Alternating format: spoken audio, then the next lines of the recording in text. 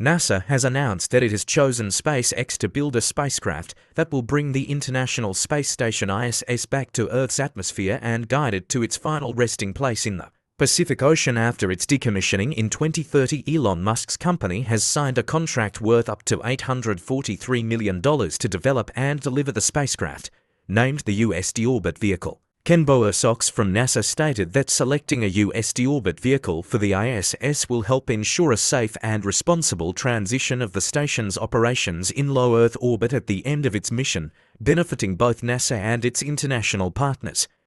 NASA plans to take ownership of the spacecraft after SpaceX constructs it and to control operations throughout the mission. Weighing 430,000 kilograms, 950,000 pounds, the ISS is the largest single structure ever built in space.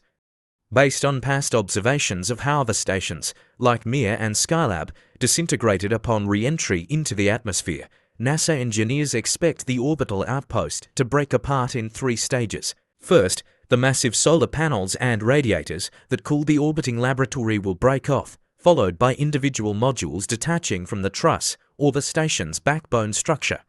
Finally, the truss and the modules themselves will disintegrate. Most of the material is expected to vaporize, but large pieces are likely to survive.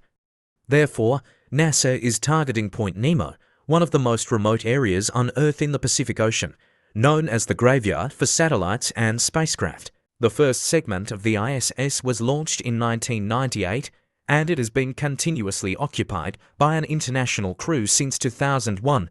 Participating countries, including the US, Japan, Canada, and the European Space Agency (ESA), have committed to operating the microgravity laboratory until 2030. However, the 5th partner, Russia, has only committed to operations until 2028.